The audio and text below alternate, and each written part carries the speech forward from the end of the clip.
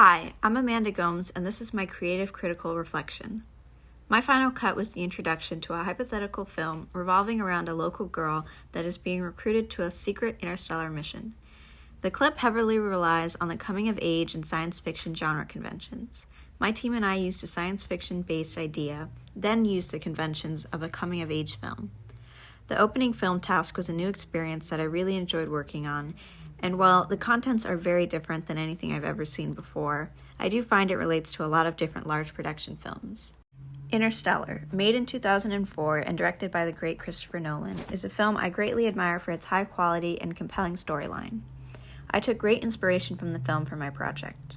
While I knew I wouldn't keep the exact plot or every detail, I knew I wanted to create an atmosphere similar to it. Such as Joseph Cooper, our main character, is also called to a space mission in hopes of saving mankind. Once this idea was discussed with my team, we decided we wanted to put our own twist on it. We wanted a coming-of-age comedic response to this idea. We also had to work with the resources we had. We did not originally want to use a convenience store, but we did need the space, leaving us to work with the store and overall create a new idea of the character preparing for her journey in her now former workplace. Since it's a general, fun, and amusing idea with standard themes, it allows for an audience of teens to young adults. While YouTube is an acclimated platform perfect for uploading small films such as ours, we can see the clip played for film festivals and possibly even theatrical audiences as well. Much of the storytelling comes from the narrative audio rather than visually. I find that this is because of the film's specific and distinct nature. Despite the fact that we didn't plan for narration, we ended up making a rough cut containing only music and bits of dialogue. After reviewing the footage countless times, we knew something was off. We played the footage to outside perspectives countless times and learned that without any background context, it was hard to understand. We then found that an overlapped narration of the character's thoughts would work well. Then we needed to create context for that narration, leading us to the opening clip of our character writing her goodbye letter. Technology is often a large part of science fiction films. Due to this fact, we needed to ensure we took advantage of the devices we had.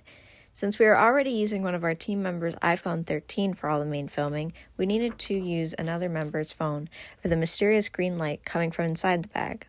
Along with the electronic props, we took advantage of the items and products inside of our filming location.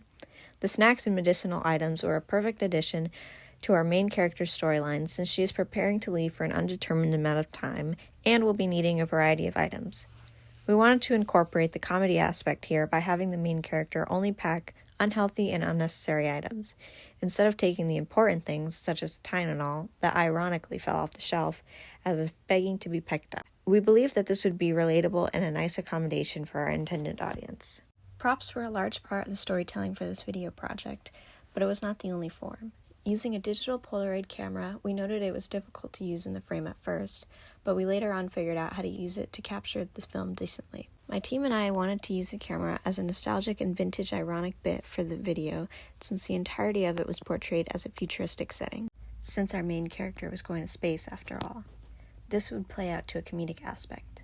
As my team and I were getting together for the cinematography, we learned we would need to switch out the cameraman filming for specific scenes since each member would be on camera at one point or another. Mostly we had team member 1 film since she was in less of the clips.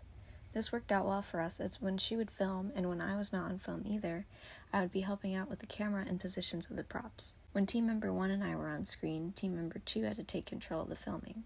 At first we did not plan to film with just us 3. Instead, we planned to recruit another person to help us film. But when we couldn't find a proper fit for the role, we simply attempted different placements to the camera scene. Each of us prepared to switch out roles in this form, and it ended up working perfectly. Overall, our ideas were oddly different, but with our coordination and determination, we were able to pull off each scene to the best of our ability while working with our resources and time. Thank you.